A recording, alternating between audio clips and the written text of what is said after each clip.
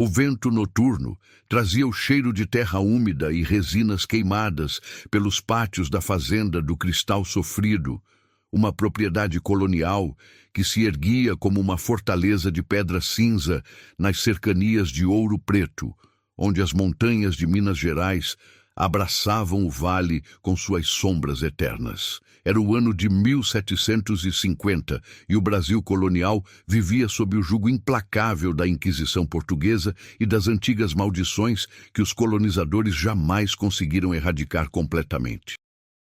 Naquelas terras, onde o português e as tradições indígenas se misturavam num casamento forçado de sangue e fé, existia um segredo que poucos ousavam nomear: a maldição das lágrimas de cristal, um castigo ancestral que havia caído sobre certas famílias desde tempos imemoriais.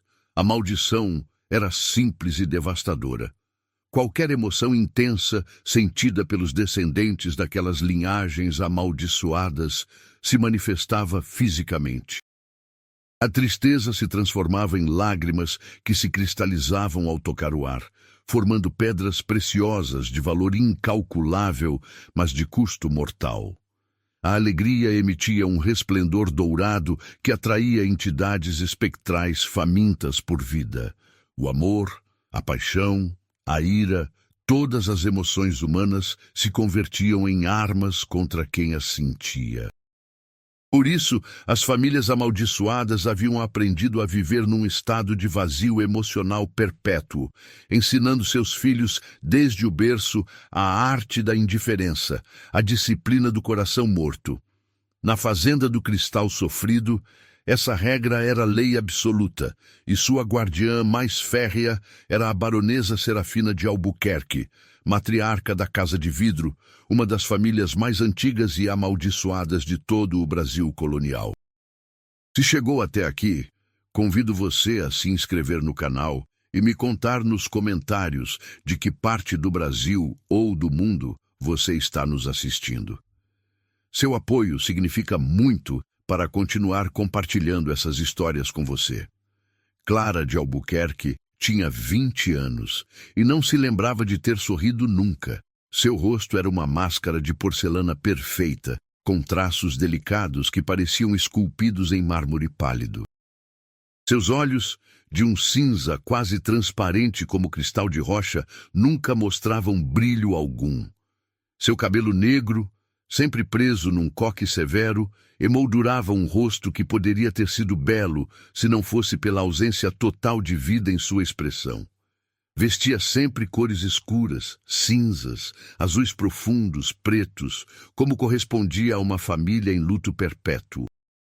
Em seu pescoço e pulsos, finas cicatrizes brancas contavam a história das vezes que suas lágrimas se haviam cristalizado e tiveram que ser extraídas cirurgicamente antes que as pedras cortassem suas veias por dentro. Era a filha única da baronesa Serafina, a herdeira da maldição mais pesada, porque suas lágrimas de cristal eram as mais puras, as mais valiosas e, portanto, as mais perigosas. Comerciantes portugueses, nobres corruptos e colecionadores sem escrúpulos haviam tentado sequestrá-la desde criança para extrair essas gemas de sua dor.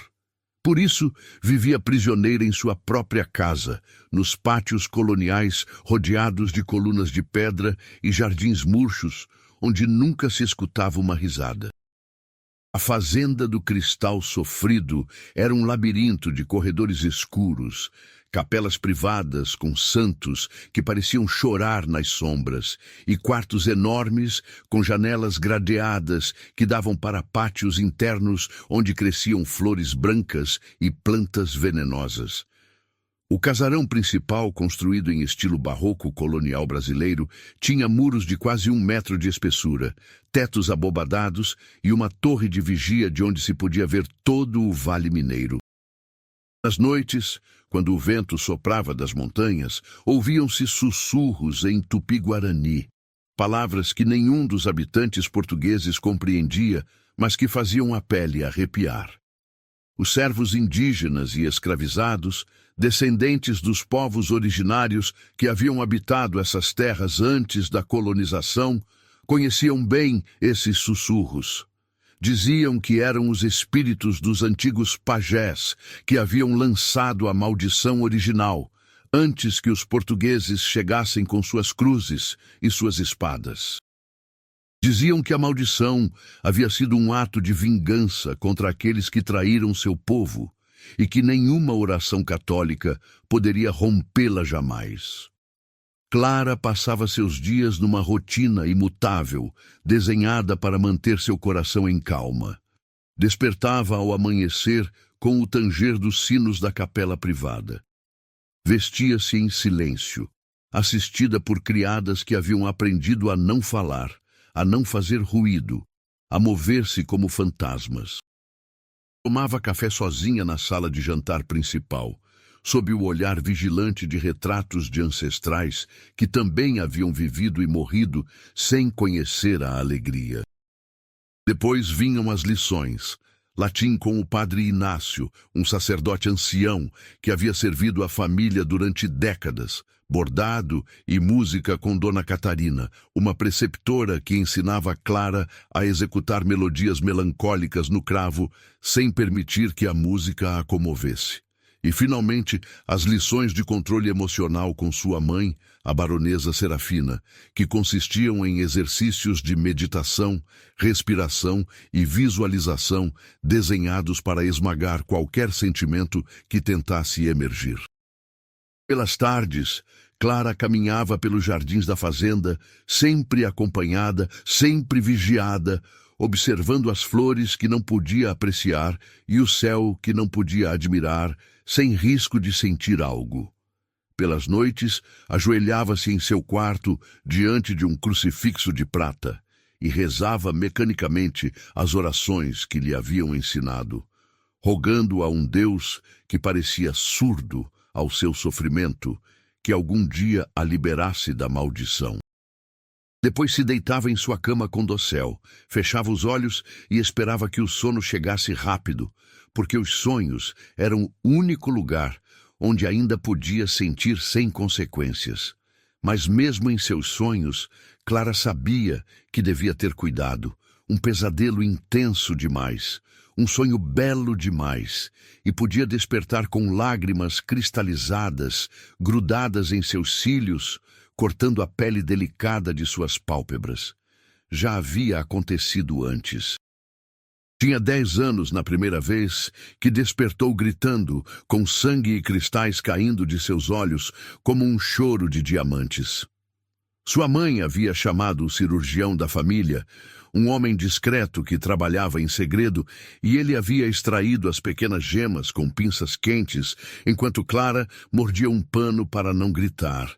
As cicatrizes invisíveis em suas pálpebras ainda lhe recordavam esse dia. Desde então, havia treinado sua mente até para dormir sem emoção, flutuando num vazio cinza onde não havia pesadelos nem sonhos belos, só uma escuridão tranquila e morta. A baronesa Serafina de Albuquerque era uma mulher imponente, de 50 anos, mas com uma presença que parecia eterna. Seu rosto, embora marcado por linhas de expressão que nunca haviam sido de riso, mantinha uma beleza severa e aristocrática. Seus olhos, do mesmo cinza transparente que os de Clara, eram duros como o aço. Vestia sempre de preto, com rendas portuguesas e joias de prata que incluíam um rosário que nunca abandonava. Havia sido criada na mesma maldição que agora impunha a sua filha, e havia visto morrer seu próprio irmão quando tinha 15 anos, devorado por entidades espectrais que foram atraídas pelo brilho de sua alegria num momento de descuido. Desde então, Serafina havia jurado que Clara não correria a mesma sorte. Seu amor pela filha era real, mas estava enterrado sob camadas de medo e controle tão grossas que se havia tornado indistinguível da crueldade. Cada vez que via um vislumbre de emoção no rosto de Clara, um tremor nos lábios, um brilho nos olhos, reagia com dureza, com castigos que incluíam dias de clausura na capela, jejuns prolongados e sessões de purificação que consistiam em banhos de água gelada e orações repetidas até a exaustão. A emoção é fraqueza, dizia Serafina a Clara cada manhã, enquanto tomavam café em silêncio. A emoção é morte. Somos da casa de vidro, filha minha, belas mas frágeis. Um só golpe de sentimento e nos fazemos em pedaços. E Clara assentava, porque não conhecia outra verdade. Mas no mais profundo de seu coração morto, num lugar tão pequeno e escondido que nem sua mãe podia detectar, Clara guardava uma pergunta proibida. Que sentido tinha viver sem sentir? Não era isso já uma forma de morte lenta? O destino de Clara mudou numa tarde de outubro, quando as chuvas já haviam começado a açoitar o vale e o cheiro de terra molhada se misturava com o incenso perpétuo da capela. A baronesa Serafina havia recebido uma carta do Tribunal do Santo Ofício no Rio de Janeiro, selada com o selo de cera vermelha que todos temiam. A Inquisição tinha notícias da maldição das lágrimas de cristal, algo que a família havia mantido em segredo durante gerações, e exigia uma explicação. Havia rumores de bruxaria, de pactos com demônios, de práticas heréticas que misturavam a fé católica com os antigos rituais pagãos dos povos conquistados.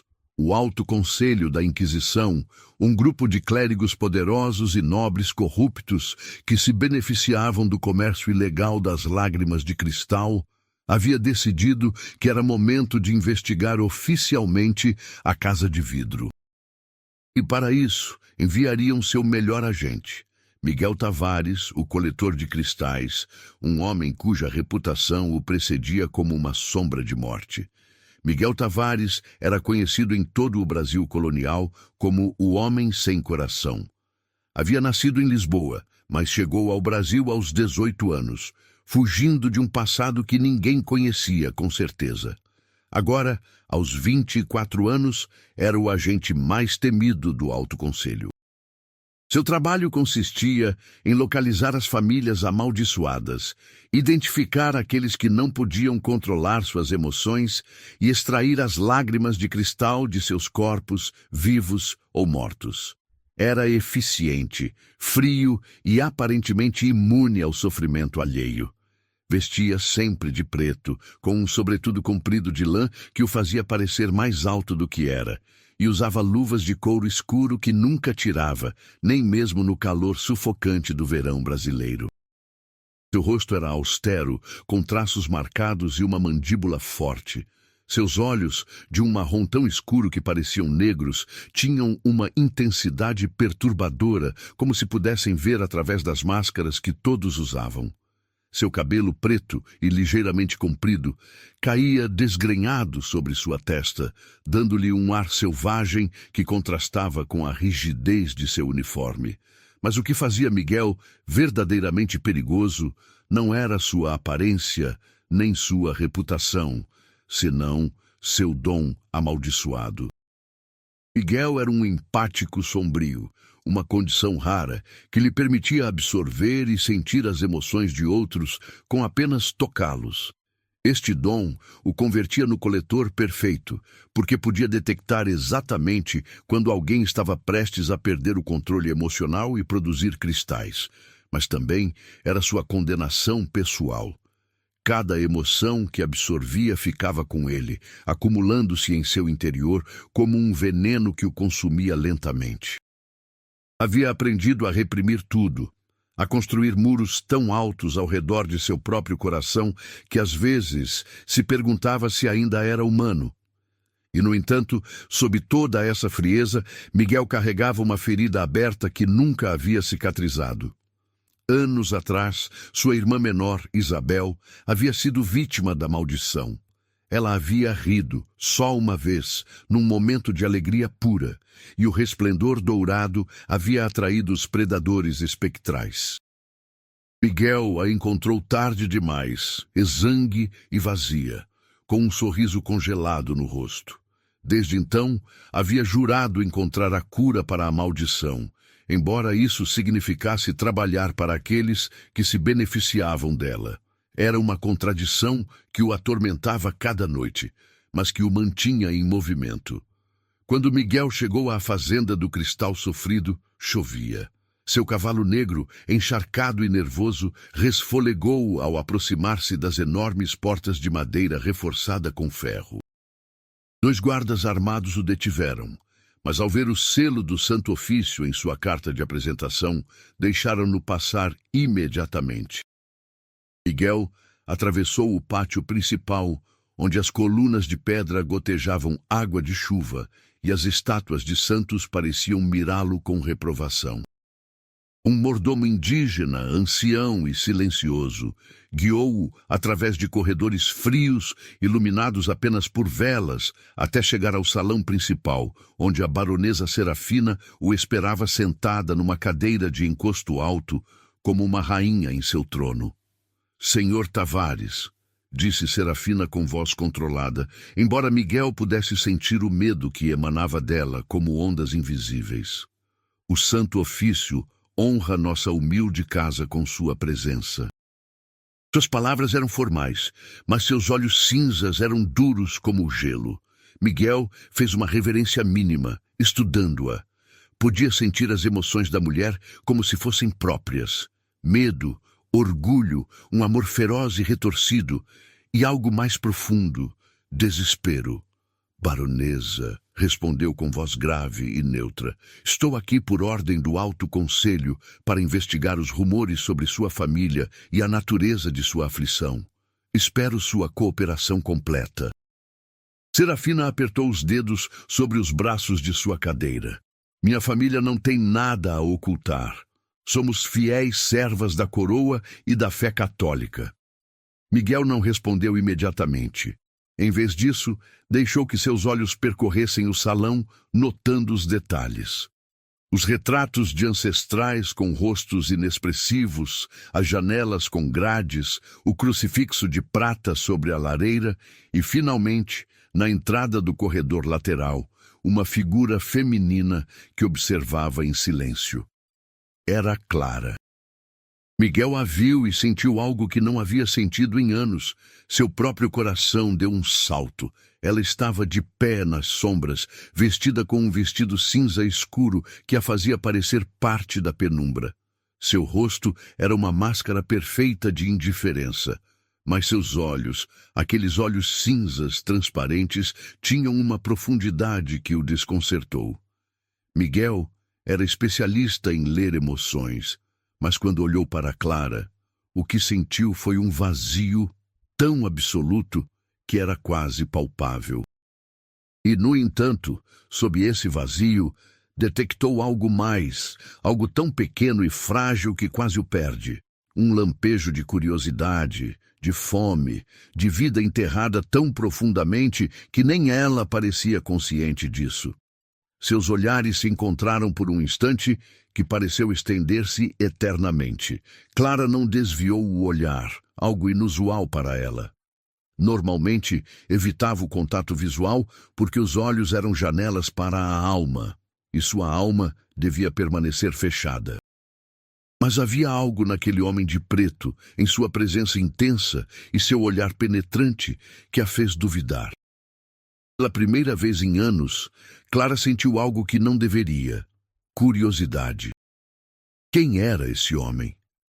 Por que sua presença lhe provocava uma sensação estranha no peito, como se algo adormecido estivesse começando a despertar? Serafina notou a troca de olhares e levantou-se abruptamente, rompendo o momento. Clara, retire-se ao seu quarto, ordenou com voz cortante. O senhor Tavares e eu temos assuntos a discutir. Clara obedeceu sem uma palavra, dando meia volta e desaparecendo pelo corredor com passos silenciosos. Mas enquanto caminhava para seu quarto, seu coração, esse órgão que havia aprendido a ignorar, batia mais rápido do que o normal. E em algum lugar profundo de seu peito, sentiu uma pontada, pequena, mas inconfundível. Era uma emoção, medo. Não medo de Miguel, senão medo do que ele representava. uma mudança. E em seu mundo de rotinas imutáveis, a mudança era a coisa mais perigosa de todas. Essa noite, Clara não pôde dormir. Jazia em sua cama com os olhos abertos, mirando o dossel escuro sobre ela, sentindo como sua mente se negava a aquietar-se. Seguia vendo aqueles olhos escuros, aquele olhar que parecia capaz de ver através de todas as suas defesas. O que queria o coletor de cristais? Vinha levá-la? Extrair suas lágrimas pela força? Ou havia algo mais? As perguntas se acumulavam em sua mente como as nuvens de tormenta sobre as montanhas. E com elas chegou uma sensação que não havia experimentado em anos. Ansiedade. Sua respiração acelerou. Seu coração batia com força contra suas costelas.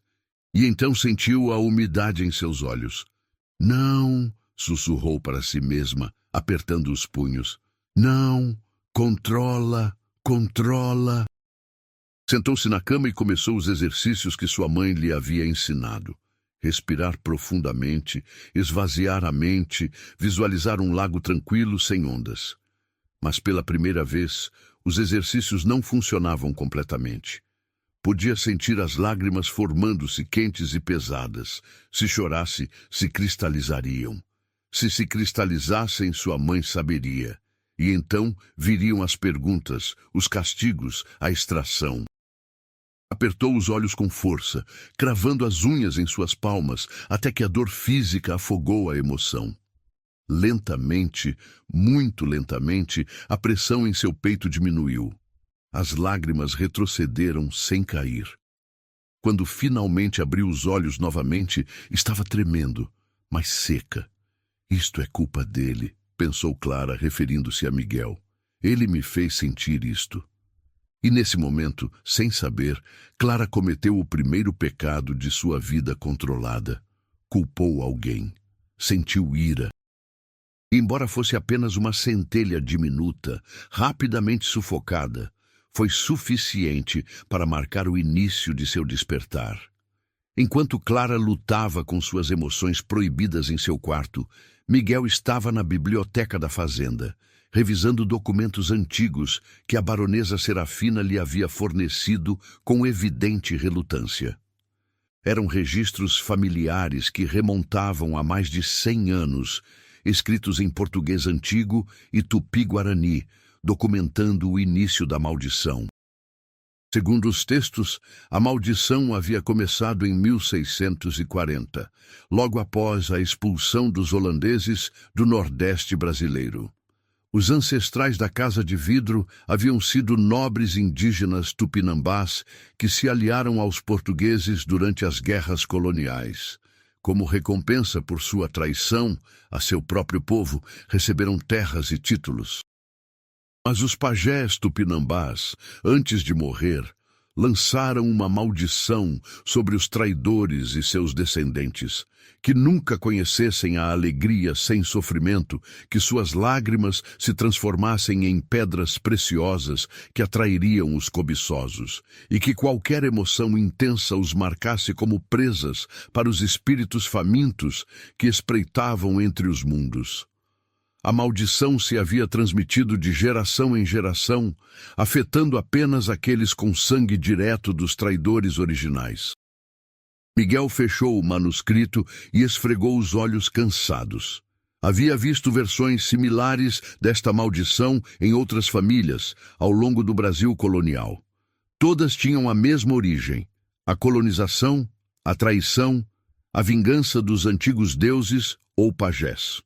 O que variava era a manifestação da maldição. Alguns não podiam sentir alegria sem que sua pele queimasse. Outros viam seus entes queridos morrer se ousavam amá-los. E os da Casa de Vidro choravam cristais e brilhavam com emoções que atraíam a morte mesma. Mas em todos os casos que havia investigado, Miguel havia notado algo. A maldição não era apenas um castigo mágico. Havia um componente psicológico. As famílias amaldiçoadas ensinavam seus filhos a reprimir emoções desde tão pequenos que o trauma se convertia em parte da maldição mesma. O medo gerava mais medo. O controle gerava mais necessidade de controle, até que a maldição e a criação se tornavam indistinguíveis. Miguel acreditava que, se conseguisse romper esse ciclo psicológico, talvez pudesse debilitar a maldição mágica. Mas para provar sua teoria, necessitava alguém que estivesse disposto a sentir, a arriscar-se, e acabava de encontrar sua candidata perfeita, Clara de Albuquerque. Não era apenas curiosidade científica o que o motivava a elegê-la. Miguel não queria admitir, mas quando havia visto Clara essa tarde, havia sentido algo que não era apenas sua empatia absorvendo as emoções dela. Havia sentido algo próprio, fascinação, talvez até atração. Era absurdo e perigoso. Ele estava ali para investigar, não para envolver-se emocionalmente. Mas quanto mais pensava nela, naqueles olhos cinzas que pareciam conter oceanos congelados, mais se dava conta de que Clara representava algo que ele mesmo havia perdido: a possibilidade de sentir sem destruir. Se podia ajudá-la a romper sua maldição, talvez pudesse encontrar uma forma de romper a sua própria. Uma batida suave na porta o tirou de seus pensamentos. "Entre", disse Miguel, esperando o mordomo. Mas quem entrou foi a baronesa Serafina, ainda vestida de preto apesar da hora tardia, com uma vela na mão que iluminava seu rosto severo com sombras dançantes. "Senhor Tavares", disse fechando a porta atrás de si, "precisamos falar com franqueza." Miguel recostou-se em sua cadeira, estudando-a. "Escuto, baronesa." Serafina aproximou-se, colocando a vela sobre a mesa entre eles. "Você não é como os outros agentes do Santo Ofício. Investiguei sobre você. Sei que sua irmã morreu por uma maldição similar à nossa. Sei que busca uma cura, não apenas recolher cristais para os nobres corruptos do Alto Conselho." Miguel não mostrou surpresa, embora internamente estivesse impressionado por quanto havia averiguado a mulher. "E o que propõe, baronesa?" "Uma aliança", disse Serafina com voz baixa, mas firme. "Eu lhe darei acesso a todos os arquivos de minha família, a todos os segredos que guardamos durante gerações sobre a maldição. E você, em troca, protegerá a minha filha. O Alto Conselho quer levá-la ao Rio de Janeiro. Querem usá-la como fonte permanente de cristais. Vão encerrá-la, torturá-la emocionalmente para produzir mais lágrimas e descartá-la quando já não for útil. Não permitirei que isso aconteça." Miguel considerou as palavras da mulher. Era verdade que o Alto Conselho tinha esses planos. Havia visto as ordens seladas antes de partir. "Como propõe que a proteja?" "Sou um agente do Conselho. Se desobedecer, executarão-me por heresia." Serafina sorriu, mas não foi um sorriso cálido. "Você é inteligente, Sr. Tavares. Encontrará a maneira. Eu confio que sua motivação pessoal, encontrar a cura, seja mais forte que sua lealdade a esses homens corruptos." Além disso, fez uma pausa, sua expressão tornando-se mais sombria. "Tenho informação que poderia interessá-lo. Conheço a localização do Códice das Lágrimas, um manuscrito pré-colonial que supostamente contém o ritual original da maldição e, segundo a lenda, também sua contra-maldição." Miguel endireitou-se na cadeira. Havia escutado rumores sobre o Códice das Lágrimas durante anos, mas sempre pensou que era apenas um mito. "Onde está?" Serafina negou com a cabeça. "Primeiro sua promessa, jure pela sua irmã morta que protegerá Clara." Miguel a olhou nos olhos durante um longo momento. Podia sentir as emoções da mulher, medo desesperado, amor maternal retorcido por anos de trauma e uma determinação de aço. Finalmente assentiu. "Juro, por Isabel, protegerei sua filha, mas em troca, não só quero saber onde está o códice, quero sua cooperação total em minha investigação, mesmo se isso significa expô-la a riscos controlados." Serafina empalideceu. Que tipo de riscos?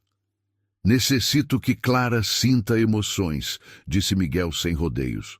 Controladas, supervisionadas, mas reais. É a única forma de entender verdadeiramente a maldição e encontrar como rompê-la. Isso é uma loucura. Vai matá-la, exclamou Serafina, esquecendo por um momento seu próprio controle. Ou a libertará, replicou Miguel. Não é isso o que realmente quer, baronesa? Que sua filha viva de verdade? Serafina ficou em silêncio durante um longo tempo, lutando consigo mesma. Finalmente, com voz trêmula, sussurrou. Está bem. Mas se algo acontecer a Clara, juro por todos os santos que o perseguirei até o inferno mesmo. Miguel assentiu. Entendido. Agora, o códice. Está oculto nas ruínas de um antigo templo Tupinambá, há 2 dias de viagem para o sul, nas montanhas. Meu bisavô o escondeu ali há quase um século, temendo que a Inquisição o destruísse se o descobrissem. Darei-lhe um mapa. Então partiremos em 3 dias, disse Miguel. Eu, Clara e uma escolta pequena. Enquanto isso, necessito tempo a sós com ela para começar as provas. Serafina apertou os punhos, mas assentiu. Havia feito um pacto com o diabo, e só o tempo diria se havia salvado ou condenado sua filha. No dia seguinte, Clara foi convocada ao escritório de sua mãe imediatamente após o café. Quando entrou, encontrou Miguel de pé junto à janela, observando o jardim com as mãos cruzadas atrás das costas. Sua mãe estava sentada em sua escrivaninha com expressão tensa. Clara, disse Serafina sem preâmbulos, o Sr. Tavares precisa entrevistá-la como parte de sua investigação. Cooperará completamente com ele. Entendido? Clara assentiu lentamente, sentindo um alarme interno. Sim, mãe. Podem usar a biblioteca, continuou Serafina, evitando olhar para Miguel. Estarei em meu quarto se precisarem de mim. Levantou-se e saiu rapidamente, deixando Clara e Miguel sozinhos pela primeira vez. O silêncio estendeu-se entre eles, pesado e carregado. Clara manteve o olhar baixo, as mãos entrelaçadas diante dela, numa postura perfeitamente controlada. Miguel a estudou durante um momento antes de falar. Pode sentar-se, disse finalmente, com voz mais suave do que Clara esperava. Ela moveu-se com graça para uma cadeira e sentou-se com as costas retas, sem apoiar-se no encosto, como lhe haviam ensinado. Miguel tomou assento diante dela, inclinando-se ligeiramente para a frente, com os cotovelos nos joelhos. Clara, começou, sei que isto é incômodo. Sei que ensinaram-te a não confiar em estranhos, especialmente em alguém como eu. Mas preciso que entendas algo. Não estou aqui para te machucar. Estou aqui para te ajudar. Clara levantou o olhar pela primeira vez, encontrando-se com aqueles olhos escuros e intensos. Por quê? Perguntou com voz monótona. Por que um coletor de cristais quereria ajudar-me? Miguel considerou sua resposta cuidadosamente. Poderia mentir, dizer-lhe apenas o que quisesse ouvir, mas algo em sua intuição lhe dizia que Clara merecia a verdade, ou ao menos parte dela. Porque tive uma irmã como você, disse finalmente. Chamava-se Isabel. Tinha sua idade quando morreu. A maldição a matou porque ninguém soube como ajudá-la. Desde então, dediquei minha vida a entender essas maldições e encontrar uma forma de rompê-las. Não para o alto conselho, embora trabalhe para eles. Senão para que nenhuma outra pessoa tenha que morrer como morreu Isabel.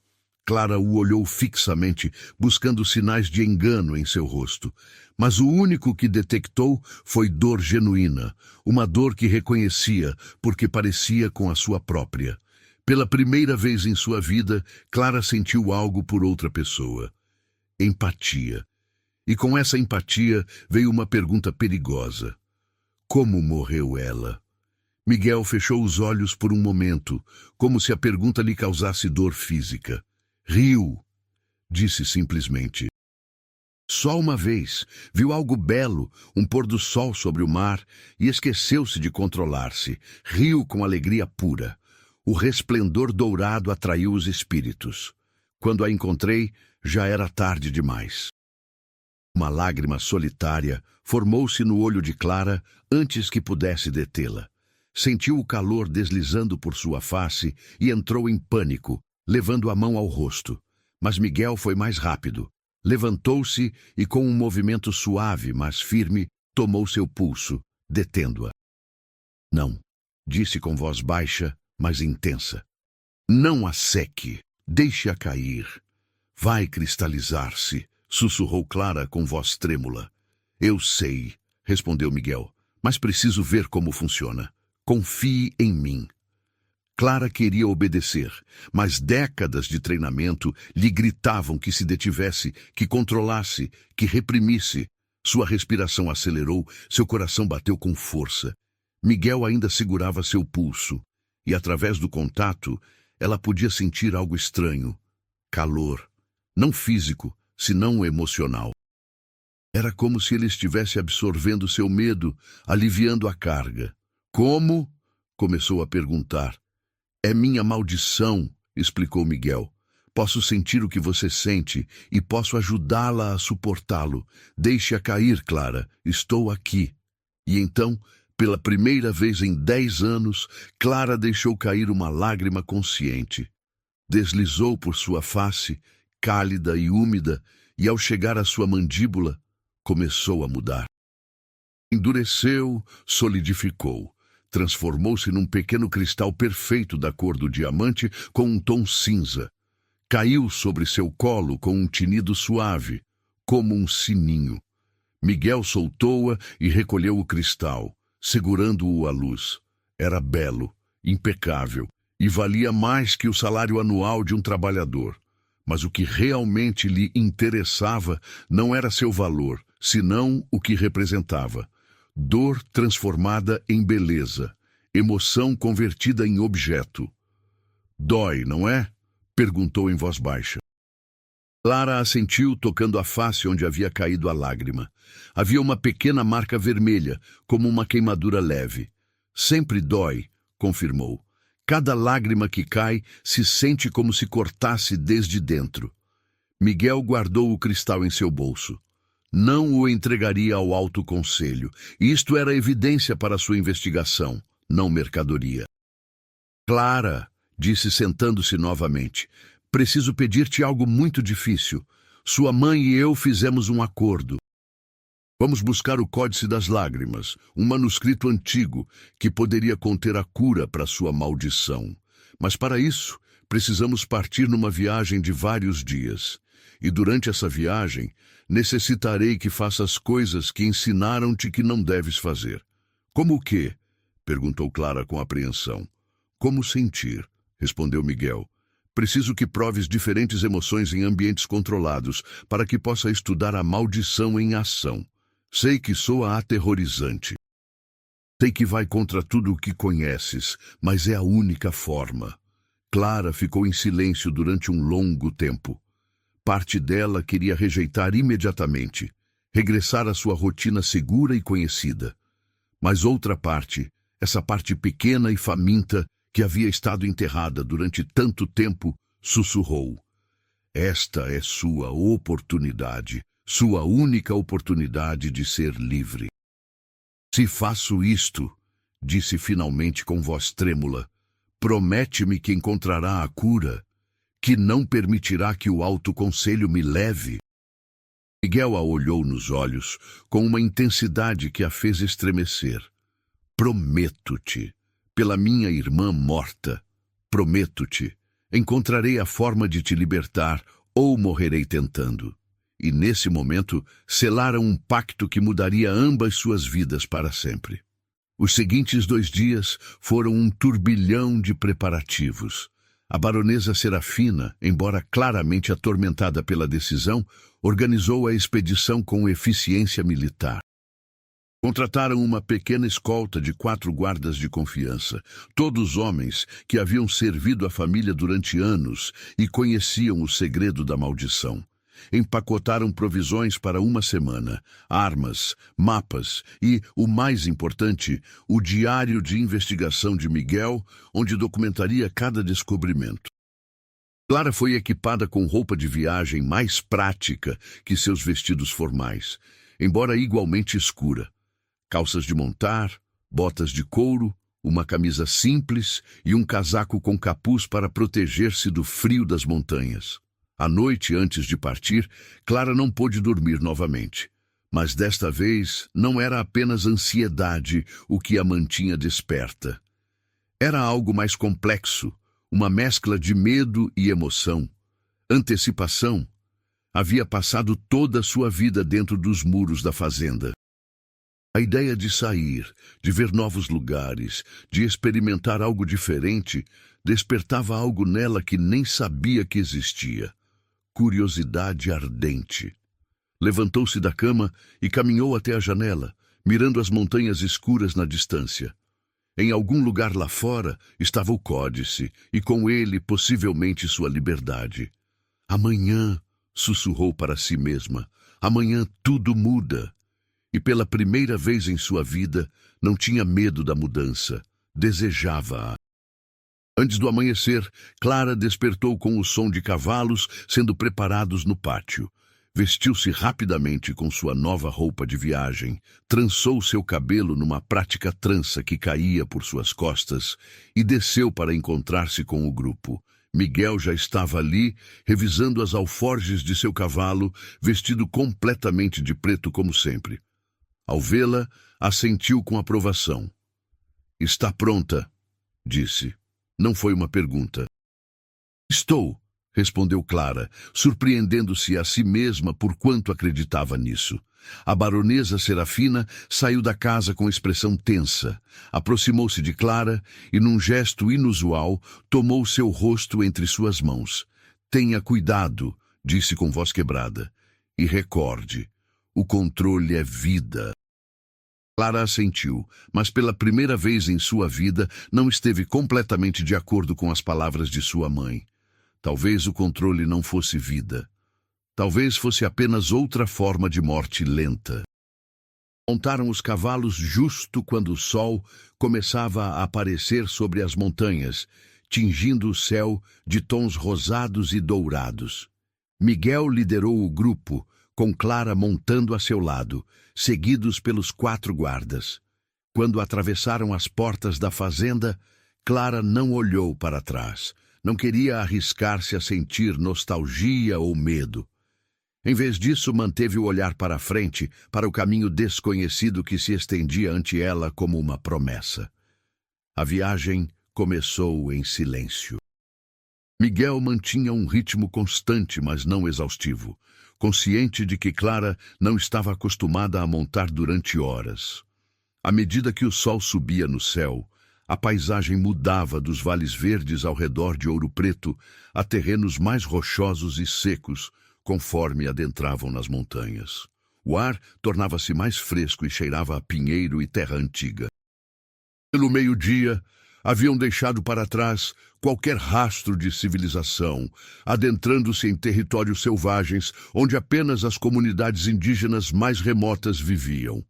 Detiveram para descansar junto a um riacho de água clara que descia das montanhas.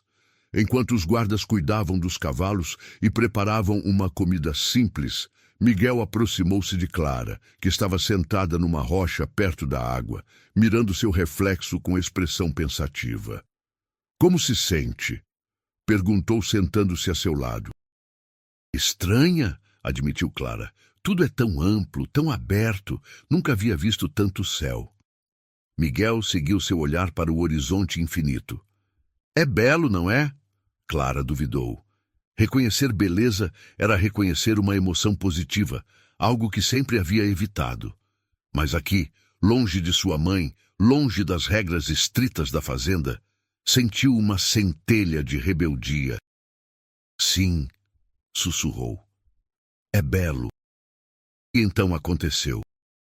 Um brilho suave, apenas perceptível, emanou de seu peito, justo sobre seu coração. Era dourado e cálido, como o resplendor de uma vela. Clara o viu e entrou em pânico imediatamente, levando as mãos ao peito como se pudesse apagar a luz.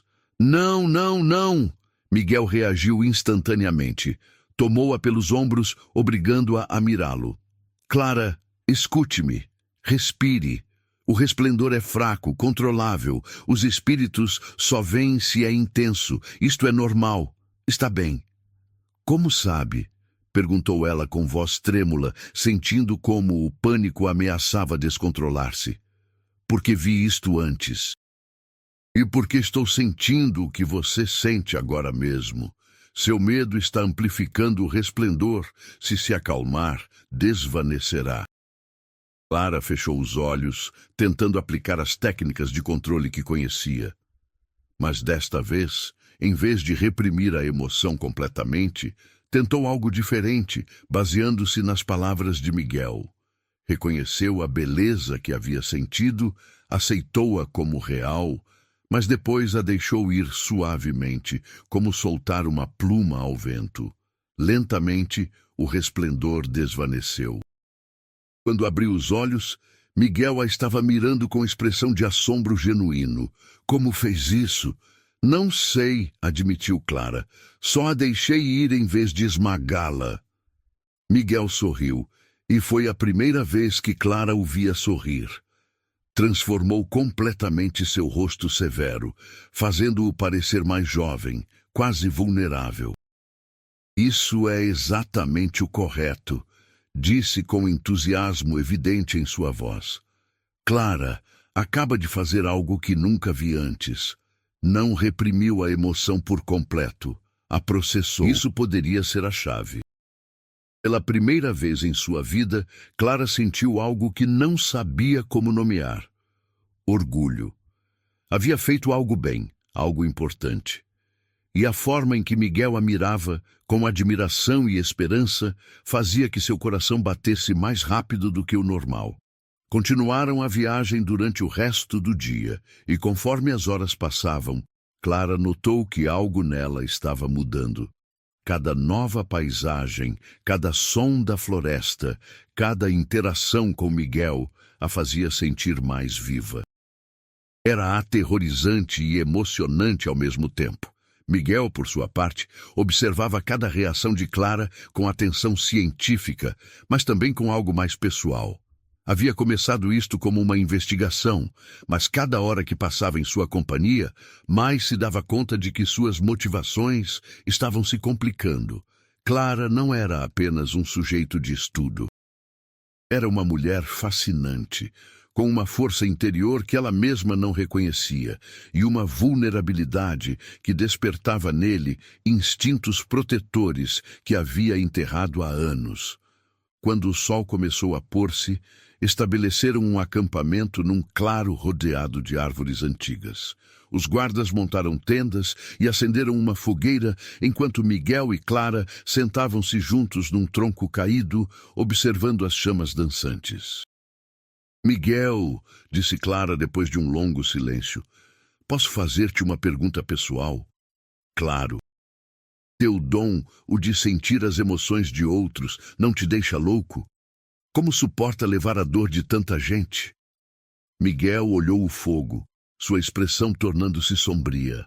Honestamente, há dias em que sinto que estou me afogando nas emoções de outros. Absorvi tanto sofrimento ao longo dos anos que às vezes não sei onde terminam os sentimentos de outros e onde começam os meus. Mas faço isto porque se não posso sentir por mim mesmo, ao menos posso sentir pelos outros. E isso me faz recordar que ainda sou humano. Clara o olhou com compreensão súbita. Somos opostos, não é? A mim ensinaram a não sentir nada. A ti obrigaram a sentir demais. Sim, admitiu Miguel, girando-se para mirá-la. Mas talvez juntos possamos encontrar um equilíbrio. Seus olhos se encontraram, e nesse momento algo passou entre eles, algo elétrico e perigoso. Era a atração, inegável e crescente. Clara sentiu uma calidez estender-se por seu peito, diferente ao resplendor de antes. Era algo mais profundo, mais íntimo, e assustava mais que qualquer outra emoção que houvesse experimentado. Pôs-se de pé abruptamente. Devo descansar, disse rapidamente. Boa noite. Miguel assentiu, embora seus olhos revelassem que ele também havia sentido esse momento. Boa noite, Clara. Em sua tenda, Clara deitou-se sobre a esteira que lhe haviam preparado, mirando o teto de lona enquanto escutava os sons da floresta noturna. Seu coração ainda batia rápido e, pela primeira vez em sua vida, não tentou acalmá-lo. Em vez disso, permitiu-se sentir só um pouco, só na privacidade de sua mente. O que está me acontecendo? Perguntou-se, mas no fundo já conhecia a resposta. Estava começando a viver. E viver doía de formas que nunca havia imaginado. No segundo dia de viagem, despertaram com o canto dos pássaros e o aroma de café sendo preparado pelos guardas. A paisagem havia mudado drasticamente durante a noite. Agora estavam rodeados de montanhas cobertas de mata atlântica densa, onde os sons da civilização eram apenas memórias distantes. O ar era úmido e carregado do cheiro de terra e vegetação. Clara sentiu uma estranha liberação ao perceber quão longe haviam viajado de sua prisão dourada.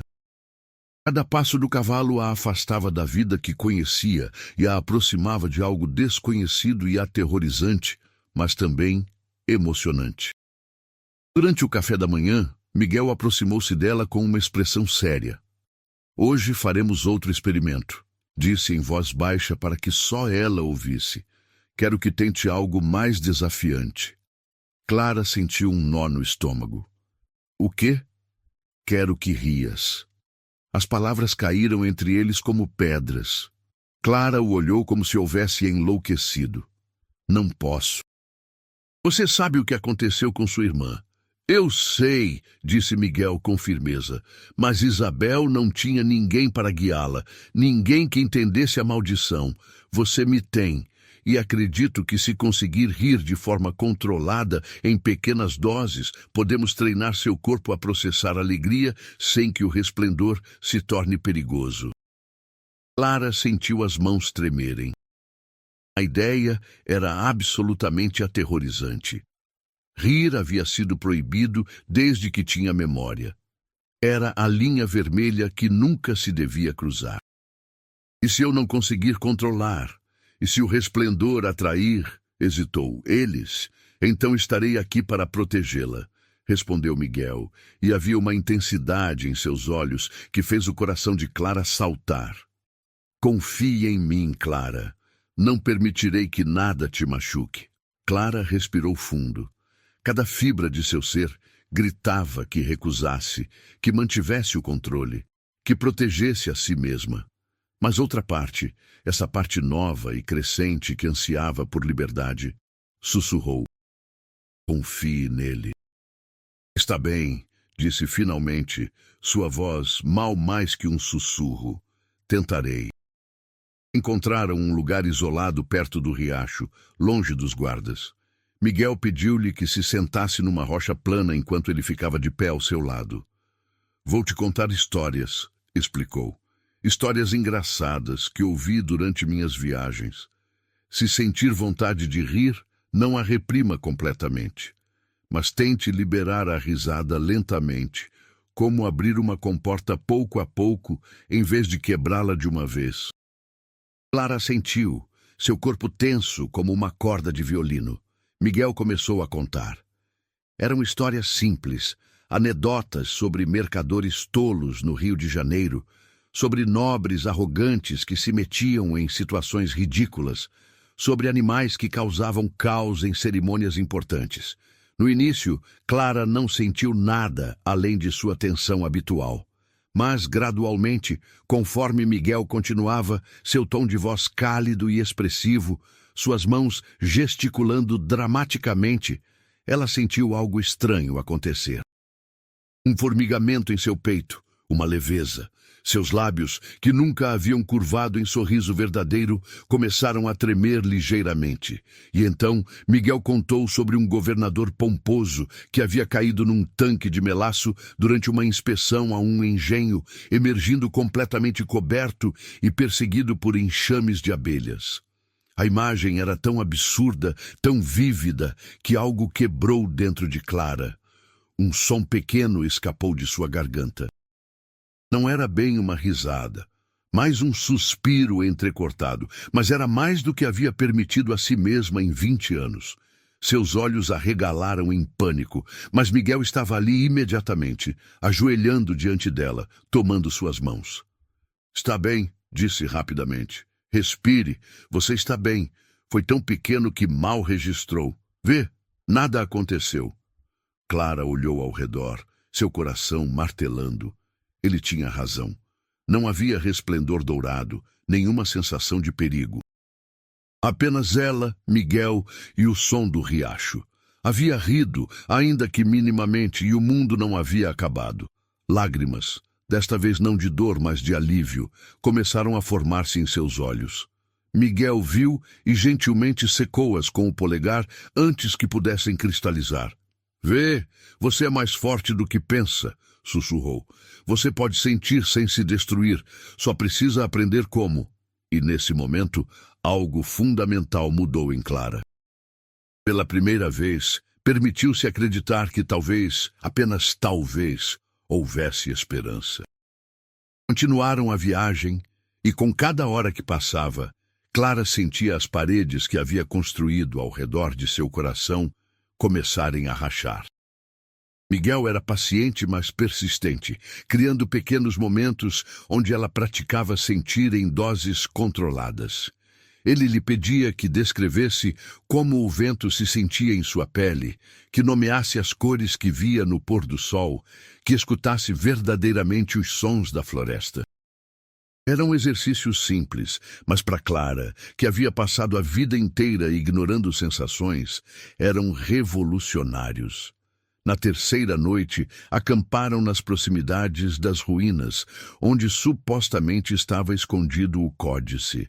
Os guardas estavam nervosos, murmurando entre si sobre lendas de espíritos guardiões que protegiam os lugares sagrados antigos. Mas Miguel parecia imperturbável, focado em seu objetivo. Depois do jantar, enquanto os outros dormiam, Clara saiu de sua tenda, incapaz de aquietar sua mente. Encontrou Miguel sentado junto à fogueira moribunda, o diário de investigação aberto em seu colo. "Não consegue dormir?" perguntou sem levantar o olhar. Clara sentou-se ao seu lado. "Tenho medo", admitiu, e a honestidade crua de suas próprias palavras a surpreendeu. "De amanhã? Das ruínas?" "De tudo", disse Clara. "Medo de que encontremos o códice e não funcione. Medo de que funcione e eu tenha que viver numa realidade completamente diferente. Medo de que", hesitou, "medo do que estou sentindo por você." As palavras saíram antes que pudesse detê-las, cruas e vulneráveis. Miguel finalmente olhou para ela, seus olhos escuros refletindo a luz mortiça da fogueira. "Clara", começou, sua voz rouca. "Não deveria", ela o interrompeu, levantando-se abruptamente. "Perdoe-me, foi inapropriado." Mas Miguel também se levantou, tomando-a gentilmente pelo braço antes que pudesse fugir.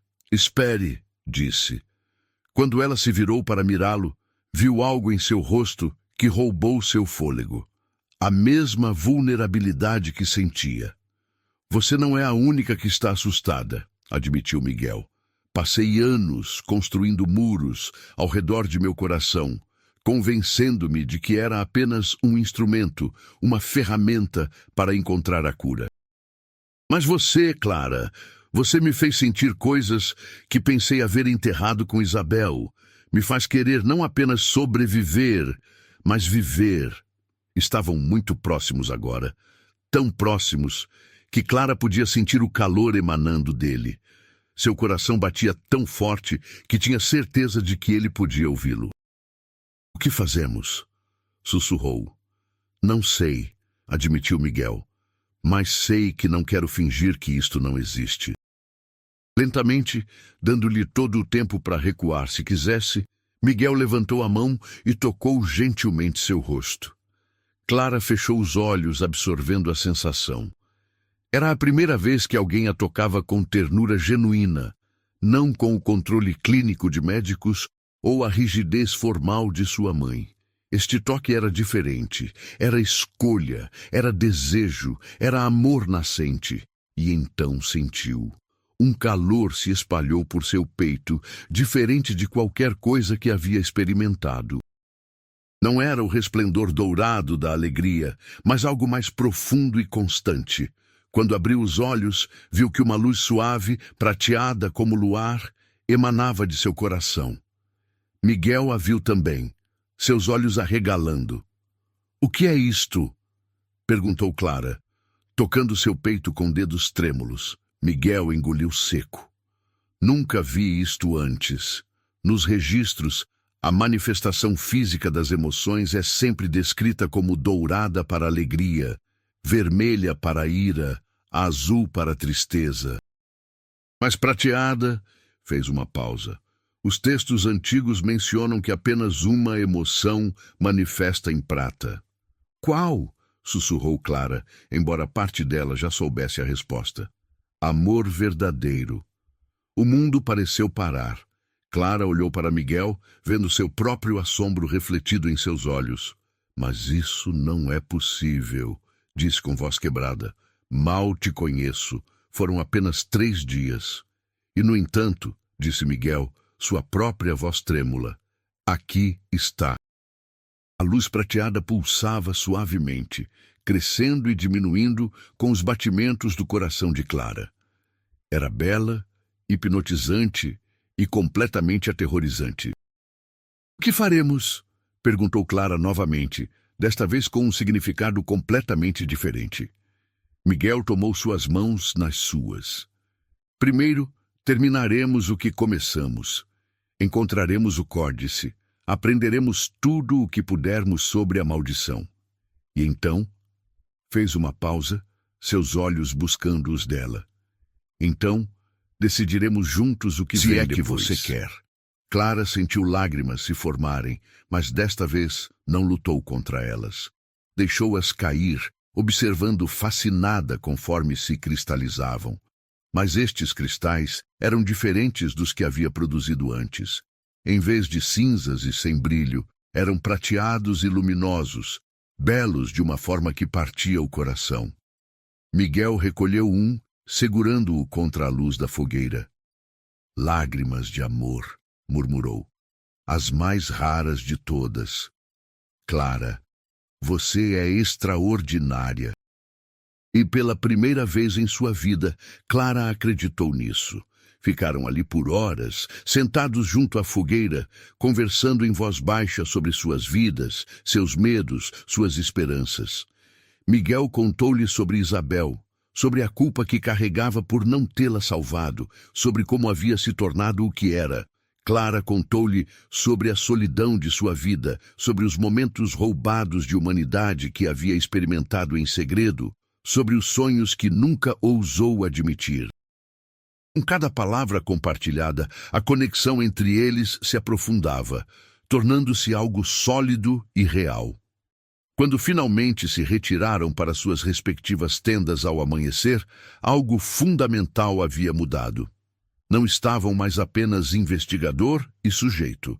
Eram algo mais, aliados, confidentes e talvez, apenas talvez, algo que nenhum dos dois ousava ainda nomear completamente. No dia seguinte, alcançaram as ruínas. Escondidas profundamente na floresta, cobertas por séculos de vegetação, as estruturas de pedra do antigo templo Tupinambá emergiam da terra como ossos de um gigante adormecido. Havia uma energia ali, algo antigo e poderoso que fez os guardas recuarem instintivamente. Mas Clara sentiu algo diferente. Não era medo, mas reconhecimento, como se este lugar a conhecesse, como se a estivesse esperando. Miguel sentiu a mudança nela. O que sente? Pertencimento, disse Clara, surpresa por suas próprias palavras. Como se parte de mim viesse daqui. Miguel assentiu pensativamente. Seus ancestrais eram tupinambás. Talvez haja uma conexão que vai além da maldição. Antes de eu continuar com as partes finais da história, convido você a se inscrever no canal e comentar sua opinião sobre Clara e Miguel nos comentários. Sua participação é muito importante para mim. Entraram nas ruínas com cuidado, Miguel liderando o caminho com uma tocha improvisada. O interior era frio e úmido, as paredes cobertas de musgo e gravuras antigas que contavam histórias em uma língua que o tempo havia quase apagado. Seguiram o mapa que a baronesa Serafina havia fornecido, descendo por túneis estreitos que pareciam descer até o coração da montanha. Finalmente, chegaram a uma câmara central. E ali, preservado em uma caixa de pedra selada com resina antiga, estava o Códice das Lágrimas. Miguel abriu-o com mãos trêmulas. As páginas eram feitas de casca de árvore tratada, cobertas de pictogramas e símbolos em tupi-guarani antigo. Clara observou por sobre seu ombro, fascinada. Consegue lê-lo? Miguel assentiu lentamente. Estudei línguas indígenas durante minha formação. Leva tempo, mas posso decifrar. Passaram horas ali, Miguel traduzindo cuidadosamente, enquanto Clara transcrevia em seu diário. O que descobriram era ao mesmo tempo aterrorizante e esperançador. A maldição havia sido realmente lançada pelos pajés tupinambás como vingança contra os traidores que se aliaram aos colonizadores. Mas o códice revelava algo que ninguém sabia. A maldição não era permanente. Tinha uma cláusula de escape, uma forma de rompê-la. Aqui, disse Miguel apontando para uma série de símbolos. Diz que a maldição só pode ser quebrada quando um descendente dos traidores originais fizer 3 coisas. Primeiro, deve reconhecer publicamente a traição de seus ancestrais. Segundo, deve experimentar todas as emoções proibidas, sem permitir que elas a destruam, provando que transcendeu o medo que alimenta a maldição. E terceiro, fez uma pausa, sua voz tornando-se suave. Deve amar e ser amada verdadeiramente, sem condições ou controle. Clara sentiu seu coração apertar. Então há uma forma, sussurrou. Sim, disse Miguel, virando-se para mirá-la. E Clara, você já completou parte do caminho. Já começou a sentir emoções sem se destruir. E quanto ao terceiro requisito, hesitou, seus olhos buscando os dela. Creio que também está no caminho certo. Clara engoliu seco. Mas o primeiro, reconhecer publicamente a traição. Isso significaria enfrentar o Alto Conselho, a Inquisição, minha própria mãe. Seria declarar publicamente a vergonha de minha família. Seria libertadora, corrigiu Miguel. Não apenas para você, mas para todas as gerações futuras de sua linhagem. A maldição termina com você, Clara, se você for corajosa o suficiente para enfrentá-la.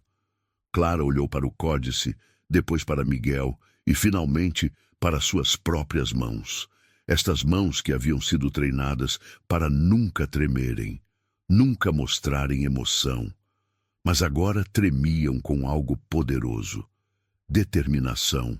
Faremos, disse com voz firme. Enfrentaremos o Alto Conselho. Contarei a verdade.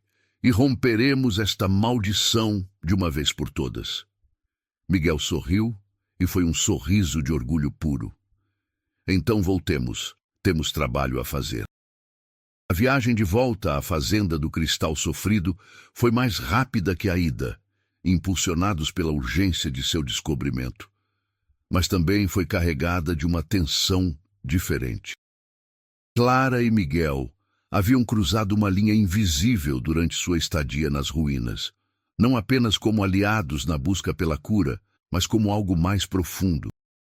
Havia toques que duravam mais do que necessário, olhares que comunicavam volumes, momentos roubados, onde permitiam-se ser apenas duas pessoas atraídas uma pela outra, não investigador e paciente.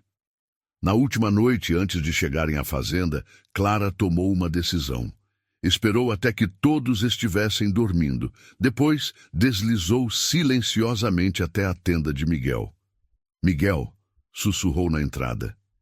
Ele estava acordado, como se a esperasse. Entre, disse baixo. Clara entrou, deixando a lona cair atrás dela. Na luz fraca da pequena lanterna, eles se miraram. Amanhã enfrentaremos minha mãe, o Alto Conselho, tudo, disse Clara. E não sei o que acontecerá, mas sei que esta noite, só por esta noite, quero sentir sem medo. Quero escolher algo só para mim. Quero escolher você. Miguel se levantou, aproximando-se dela lentamente. Clara, tem certeza? Uma vez que cruzarmos esta linha... Já a cruzamos, interrompeu ela. Nos primeiros momentos que nos olhamos. Quando deixei cair aquela primeira lágrima em suas mãos, quando a luz prateada apareceu, já estamos do outro lado, Miguel, só não estávamos reconhecendo. E então ele a beijou. Foi suave no início, quase reverente, como se ela fosse algo precioso que poderia quebrar. Mas Clara não queria delicadeza nascida de medo. Havia tido isso toda a sua vida. Queria ser vista como forte, capaz, viva. Aprofundou o beijo, seus dedos entrelaçando no cabelo dele, e Miguel respondeu deixando cair suas próprias defesas. O que aconteceu nessa noite foi mais que físico. Foi Clara aprendendo que prazer não era pecado, que emoções intensas não traziam apenas dor, mas também êxtase. Foi Miguel descobrindo que não estava tão quebrado quanto pensava, que ainda podia se conectar com outro ser humano de forma profunda e real. E quando finalmente jazeram entrelaçados, a luz prateada pulsando suavemente entre seus corações entrelaçados, ambos sabiam que haviam mudado irreversivelmente. Não havia volta ao que eram antes, e nenhum dos dois queria. Chegaram à fazenda do Cristal Sofrido ao meio-dia seguinte. A baronesa Serafina os esperava no pátio, sua expressão severa, mas seus olhos revelando alívio ao ver Clara sã e salva. Mas esse alívio transformou-se rapidamente em alarme quando viu a mudança em sua filha. Clara não caminhava mais com os ombros curvados, o olhar baixo. Caminhava ereta, seus olhos encontrando os de sua mãe diretamente. E havia cor em suas faces, vida em seus movimentos. — O que fizeste com ela? Acusou Serafina, virando-se para Miguel. Nada que ela não permitisse, respondeu Miguel calmamente. Encontramos o códice, baronesa, e encontramos a cura. A esperança lampejou nos olhos de Serafina. Diga-me. Foi Clara quem respondeu. A cura requer que eu reconheça publicamente a traição de nossos ancestrais, mãe. Que admita diante do Alto Conselho e de todos que a maldição foi justiça, não bruxaria. Que nossa família carregou este fardo porque nossos ancestrais escolheram poder sobre lealdade. Serafina empalideceu. Isso nos destruirá. Nossa posição, nossa riqueza, nossa reputação. Ou nos libertará, interrompeu Clara suavemente. Não apenas a mim, mas a todas as futuras gerações. Não mais filhos ensinados a não sentir. Não mais vidas desperdiçadas em prisões de nosso próprio medo. A maldição termina comigo, mãe, se você permitir. Serafina olhou para sua filha durante um longo momento. Viu a determinação ali, mas também algo mais. Felicidade. Sua filha era feliz. Após 20 anos de vazio, Clara estava viva, e Serafina, por todo o seu controle e rigidez, era mãe antes de tudo. Está bem, disse finalmente, sua voz quebrada. Faremos à sua maneira, mas juntas. Esta vergonha não é apenas sua para carregar, é nossa, de toda a família. Clara sentiu lágrimas se formarem, e desta vez não eram cristais cinzas de dor, mas prateadas de gratidão. Abraçou sua mãe, talvez pela primeira vez verdadeiramente, e sentiu os ombros rígidos de Serafina finalmente relaxarem. Obrigada, mãe, sussurrou.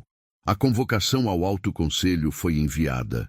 Miguel, usando sua autoridade como agente da Inquisição, exigiu uma audiência formal para apresentar os resultados de sua investigação sobre a Casa de Vidro. Foi marcada para 2 semanas depois, no Rio de Janeiro. Aquelas 2 semanas foram um turbilhão de preparação. Miguel e Clara revisaram todos os documentos, prepararam traduções do códice, organizaram evidências, mas também foram 2 semanas de algo mais. Clara continuou seu treinamento emocional, desta vez com o apoio de sua mãe. Serafina, pela primeira vez em décadas, começou a afrouxar seu próprio controle. Não era fácil. Houve momentos de pânico, de lágrimas cristalizadas, de resplendores dourados que assustavam. Mas cada vez, com Miguel e Serafina ao seu lado, Clara aprendeu a processar, a liberar, a ser. E então chegou o dia.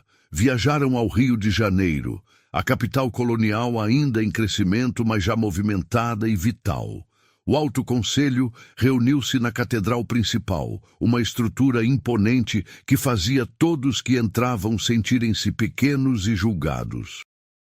Os conselheiros eram 15 homens poderosos, bispos e nobres, sentados em cadeiras elevadas como juízes. A plateia incluía outros nobres, comerciantes ricos e curiosos, que haviam ouvido rumores da investigação. Clara entrou com a cabeça erguida, vestida simplesmente, mas com dignidade. Miguel estava ao seu lado, não como seu inquisidor, mas como seu aliado. Serafina seguia atrás, igualmente firme. O líder do conselho, arcebispo Fonseca, um homem idoso com olhos duros, falou primeiro. Senhor Tavares, convocaste esta audiência para apresentar teus achados sobre a Casa de Vidro e as acusações de bruxaria e pactos demoníacos. Procede? Sim, Excelência, respondeu Miguel, mas meus achados não são o que o conselho espera. Murmúrios percorreram a audiência. Explique-se, ordenou Fonseca. Miguel respirou fundo. Investiguei extensivamente a maldição que aflige a Casa de Vidro e outras famílias pelo Brasil. Consultei documentos históricos, entrevistei descendentes e finalmente encontrei o Códice das Lágrimas, um manuscrito pré-colonial que contém a verdade. O que estas famílias sofrem não é bruxaria nem pactos com demônios. É consequência direta de ações tomadas durante a colonização. É justiça ancestral. O salão explodiu em vozes indignadas. Fonseca bateu seu martelo. Silêncio. Senhor Tavares, cuidado com suas palavras. Acusas a santa obra da colonização? Acuso traição, disse Clara, dando um passo à frente. Sua voz era clara e firme. Acuso meus próprios ancestrais. Durante as guerras coloniais, a família que se tornaria a Casa de Vidro eram nobres tupinambás. Quando os colonizadores portugueses vieram, meus ancestrais traíram seu próprio povo. Aliaram-se aos invasores em troca de terras e títulos. E quando os pajés tupinambás lançaram a maldição, não foi magia negra, foi justiça. Foi garantir que aqueles que escolheram poder sobre lealdade carregassem o peso dessa escolha por gerações. O silêncio que seguiu era ensurdecedor. Clara continuou, sua voz tremendo, mas não quebrando. Por mais de 100 anos, minha família viveu em medo desta maldição. Ensinamos nossos filhos a não sentir, a não viver, porque tínhamos vergonha de enfrentar a verdade. Mas a verdade é esta. A maldição não nos persegue porque somos vítimas inocentes. Persegue-nos porque somos herdeiros de uma traição, e a única forma de rompê-la é reconhecê-la, aceitá-la e escolher um caminho diferente. Heresia! Gritou um dos conselheiros. Esta mulher blasfema contra a obra sagrada da igreja. Mas Fonseca levantou a mão. Seus olhos estudavam Clara com uma intensidade perturbadora. E como propões, filha, romper esta suposta maldição? Clara respirou fundo. Este era o momento. O códice diz que devo fazer 3 coisas. Reconhecer a traição, o que acabei de fazer. Experimentar todas as emoções proibidas sem deixar que me destruam, provando que transcendi o medo, e amar e ser amada verdadeiramente. Virou-se para olhar Miguel, e o que viu em seus olhos lhe deu a coragem final. As 3 condições foram cumpridas, e então aconteceu. A luz prateada que havia pulsado fracamente em seu peito durante semanas explodiu numa luminosidade cegante. Mas não era perigosa, não era chamando espíritos malignos. Era libertação. Clara sentiu algo dentro dela quebrar, não dolorosamente, mas como correntes caindo. A maldição, tecida na própria essência de seu ser através de gerações, desatava-se, dissolvia-se. Gritou, não de dor, mas de êxtase puro. Todas as emoções que havia reprimido durante 20 anos inundaram-na ao mesmo tempo. Alegria, tristeza, raiva, amor, medo, esperança, todas juntas, uma tempestade de sentimentos humanos. Miguel correu para ela, segurando-a quando suas pernas fraquejaram. Estou aqui. Você conseguiu, sussurrou. Você é livre. A luz prateada gradualmente diminuiu, sendo absorvida de volta em seu corpo. Quando finalmente desvaneceu completamente, Clara abriu os olhos. E pela primeira vez em sua vida, chorou. Chorou verdadeiramente. Lágrimas quentes e salgadas que rolaram por suas faces e caíram ao chão. Não cristais, apenas lágrimas. Lágrimas humanas, normais, lindas. A maldição havia terminado. O salão estava em silêncio chocado. Mesmo os conselheiros mais céticos haviam testemunhado algo que desafiava a explicação. Serafina aproximou-se de sua filha, suas próprias lágrimas, também agora apenas água, caindo livremente. Minha menina, sussurrou, abraçando Clara e Miguel juntos. Minha corajosa menina. Fonseca lentamente se levantou. Testemunhamos algo extraordinário hoje, disse sua voz grave. Algo que não tenho palavras para explicar completamente. Mas uma coisa é clara. A Casa de Vidro não sofre de bruxaria ou pactos demoníacos.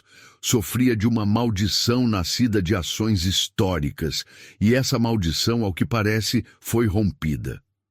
Olhou para Clara. Você será registrada nos anais da igreja como aquela que rompeu uma maldição ancestral, através de coragem e verdade. Não como herege, mas como exemplo de redenção. Não foi uma vitória completa. Houve conselheiros que protestaram, que queriam ainda condenar Clara por blasfêmia. Mas a evidência do que haviam testemunhado era inegável. E Miguel, usando sua influência e os documentos do códice, argumentou persuasivamente que forçar o assunto apenas revelaria a própria corrupção do Alto Conselho, sua disposição de lucrar com o sofrimento das famílias amaldiçoadas. No final, um acordo tácito foi alcançado. Clara estava livre. A Casa de Vidro estava limpa de acusações, e Miguel entregaria sua renúncia como agente da Inquisição. Saíram da catedral para a luz brilhante do sol carioca. Clara parou nos degraus, virando seu rosto para o céu. Sentiu o calor, sentiu a brisa, e pela primeira vez permitiu-se absorver completamente a beleza do momento. Riu, uma risada real, alta e livre, que ecoou pela praça. E não houve resplendor dourado, não houve perigo. Apenas ela, viva e livre. Miguel tomou sua mão. O que faremos agora? Perguntou com um sorriso. Clara olhou para ele, depois para sua mãe, que sorria através de lágrimas. Viveremos. disse simplesmente. Pela primeira vez realmente viveremos. Retornaram a Ouro Preto, mas não à fazenda do Cristal Sofrido. Aquele lugar carregava muitas memórias de dor. Em vez disso, com a bênção de Serafina, Clara e Miguel estabeleceram uma nova casa numa propriedade menor nas colinas. Era simples, mas cheia de luz, com janelas grandes sem grades e jardins onde flores coloridas cresciam livremente. Serafina visitava frequentemente, lentamente reaprendendo a viver sem as correntes do controle. Era um processo doloroso para ela. Décadas de hábitos não desaparecem da noite para o dia, mas com a paciência de Clara e Miguel, estava aprendendo. Miguel dedicou-se a documentar tudo o que haviam aprendido sobre a maldição. Seu objetivo era encontrar outras famílias ainda afligidas e oferecer-lhes o conhecimento que havia salvado Clara. Tornou-se não um caçador de amaldiçoados, mas um curador.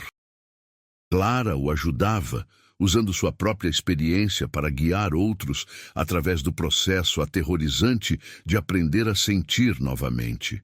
Juntos, ao longo dos meses e anos seguintes, ajudariam dúzias de famílias pelo Brasil colonial a romper suas próprias maldições. Mas havia também momentos apenas para eles, noites quando sentavam no terraço de sua casa, observando as estrelas sobre as montanhas mineiras, e simplesmente conversavam. Dias, quando cavalgavam juntos pelas trilhas que haviam percorrido naquela primeira jornada transformadora. Momentos quando Miguel tocava seu rosto com admiração, ainda assombrado de que esta mulher extraordinária o havia escolhido. Momentos quando Clara ria pelo puro prazer de poder fazer isso sem medo. Um ano após a audiência no Rio de Janeiro, casaram-se numa pequena cerimônia na capela da propriedade. Não foi a grande pompa que a posição de Clara como nobre teria tradicionalmente exigido. Foi íntimo, com apenas Serafina, alguns amigos próximos e as famílias que haviam ajudado. Mas foi perfeito.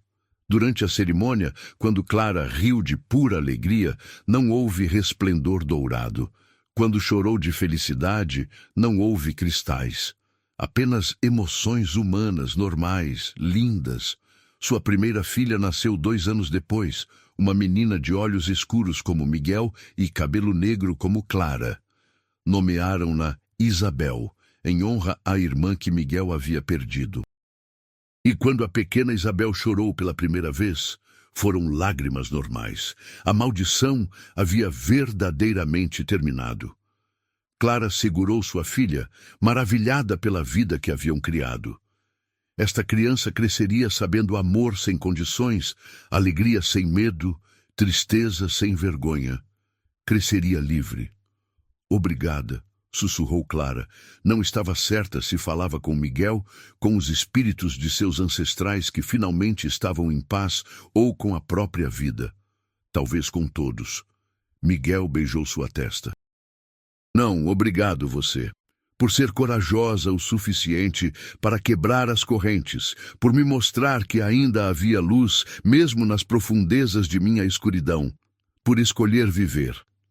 Clara olhou para ele, para a bebê em seus braços, para a janela onde o sol de Minas Gerais derramava luz dourada, e sentiu algo tão profundo e verdadeiro que tomou seu fôlego, felicidade completa, não a alegria efêmera que temia, mas a felicidade profunda e duradoura que vinha de saber que estava exatamente onde deveria estar. Os anos passaram. A casa de vidro, sob a liderança de Serafina e depois de Clara, transformou-se. A fazenda do Cristal Sofrido foi convertida em um refúgio para famílias amaldiçoadas, um lugar onde podiam aprender a romper suas correntes. Os jardins que uma vez cresceram apenas plantas venenosas, agora floresciam com cores vibrantes. Os salões que ecoavam apenas silêncio, agora ressoavam com risadas de crianças que aprendiam a brincar. A biblioteca onde Clara uma vez estudou controle emocional, agora abrigava os diários de Miguel. documentando cada caso de maldição que haviam estudado e curado. Miguel e Clara envelheceram juntos, seus cabelos tornando-se prateados, seus rostos marcados pelas linhas que vêm não de reprimir emoções, mas de vivê-las plenamente. Risos que criaram linhas ao redor de seus olhos. Preocupações que marcaram suas testas. Beijos que suavizaram seus lábios. Eram marcas de uma vida vivida, não desperdiçada. Tiveram mais filhos. Isabel foi seguida por 2 meninos e outra menina. Cada um cresceu livre da maldição. Cada um aprendeu desde pequeno que emoções eram presentes, não maldições. Alguns se tornaram curandeiros como seus pais. Outros escolheram caminhos diferentes, comerciantes, artistas, exploradores. Mas todos carregavam a lição que Clara e Miguel haviam pagado tão caro para aprender, que viver com o coração aberto, embora arriscado e às vezes doloroso, era infinitamente melhor que existir morto em vida. Em seus últimos anos, Clara frequentemente sentava na varanda de sua casa, observando o pôr do sol tingir as montanhas de ouro preto com tons de ouro e rosa. Miguel sentava ao seu lado, suas mãos ainda entrelaçadas após décadas juntos. E ela pensava em toda a jornada. Do vazio de sua juventude à plenitude de sua idade. Da prisão da fazenda do cristal sofrido à liberdade de sua própria casa. Do medo de sentir ao êxtase de viver. Valeu a pena? Miguel perguntou uma noite, como se lendo seus pensamentos. Clara sorriu, apertando sua mão. Cada momento, cada lágrima, cada riso, cada medo superado. Valeu tudo. Mesmo as partes difíceis? Especialmente as partes difíceis, respondeu Clara. Porque foram essas que me ensinaram quem eu, especialmente as partes difíceis, respondeu Clara. Porque foram essas que me ensinaram quem eu realmente sou, que me mostraram que sou mais forte do que jamais imaginei e que me trouxeram até você. Miguel beijou sua mão, seus olhos brilhando com lágrimas que agora podia derramar livremente. Passamos de amaldiçoados a abençoados, disse suavemente, de prisioneiros a libertadores. E tudo porque você foi corajosa o suficiente para dar o primeiro passo. Não, corrigiu Clara, entrelaçando seus dedos nos dele, porque demos esse passo juntos. Você me ensinou que eu não precisava enfrentar meus medos sozinha, que havia força na vulnerabilidade, poder na conexão. Salvamos um ao outro, Miguel, e depois salvamos tantos outros. Sentaram em silêncio confortável, observando as últimas cores do pôr do sol desaparecerem atrás das montanhas de Minas Gerais. Nas janelas da casa atrás deles, luzes começavam a acender. Seus filhos e netos reunidos para o jantar, enchendo o ar com conversas animadas e risadas. O som da vida vivida plenamente. Sabe o que mais me surpreende? Disse Clara depois de um tempo. Diga, respondeu Miguel, que a maldição, por mais terrível que fosse, acabou sendo um presente disfarçado, porque me forçou a valorizar cada emoção, cada momento. Pessoas que nunca foram amaldiçoadas, às vezes tomam seus sentimentos como garantidos. Mas eu sei exatamente o quão preciosa é cada lágrima de alegria, cada suspiro de contentamento, cada batida acelerada do coração quando vejo alguém que amo. Nunca tomo isso como garantido, nem por um segundo. Miguel assentiu lentamente. Você transformou sua maior fraqueza em sua maior força. É por isso que tantas pessoas vêm até você buscando ajuda. Não apenas porque você entende a maldição intelectualmente, mas porque viveu através dela e saiu do outro lado mais completa, não quebrada. Nós saímos do outro lado, insistiu Clara. Sempre nós, meu amor. Nunca esqueça isso. Uma de suas netas, uma menina de talvez 6 anos com os olhos cinzas de Clara e o sorriso de Miguel, correu para fora rindo. Vovó! Vovô! O jantar está pronto e mamãe fez seu bolo favorito. Clara riu, levantando-se com a ajuda de Miguel. Seus joelhos não eram mais o que costumavam ser, mas seu coração. Seu coração era forte e livre. Estamos indo, querida, disse, acariciando o cabelo da menina. A criança pegou suas mãos e as puxou em direção à casa, tagarelando animadamente sobre o que havia feito aquele dia. E Clara escutou cada palavra, absorveu cada detalhe, porque havia aprendido que estes eram os momentos que importavam, não as grandes conquistas ou os reconhecimentos públicos. Mas estes momentos pequenos e perfeitos de conexão humana. Naquela noite, depois que todos haviam comido e os netos menores estavam na cama, a família se reuniu na sala.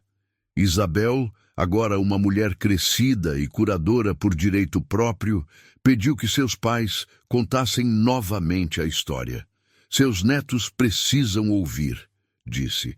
Precisam entender de onde viemos e o que vocês sacrificaram para nos dar a liberdade que temos.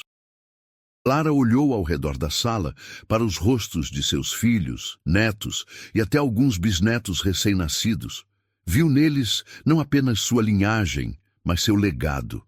Uma geração inteira livre da maldição, livre para sentir, amar, viver plenamente. Está bem, disse suavemente, mas Miguel e eu contaremos juntos, porque esta não é apenas minha história, é nossa. E então, com as chamas da lareira dançando e projetando sombras nas paredes, Clara e Miguel contaram a história das lágrimas de cristal. Falaram da maldição que havia assombrado sua família por gerações, da vida vazia e controlada que Clara havia sido forçada a viver, do medo que dominava cada momento. Mas também falaram da esperança, do primeiro momento em que seus olhos se encontraram e algo mudou, da jornada até as ruínas e o descobrimento do códice, do amor que cresceu entre eles, inesperado e transformador, da coragem necessária para enfrentar o alto conselho e admitir a verdade de sua história familiar. E, finalmente, da libertação, do momento em que a maldição se quebrou e Clara chorou lágrimas verdadeiras pela primeira vez em sua vida. Os mais jovens escutaram com olhos arregalados, fascinados pela história que era parte de seu próprio legado. Os mais velhos, que já haviam ouvido antes, encontraram novos significados nas palavras familiares. E quando a história terminou, não houve silêncio constrangido ou desconforto.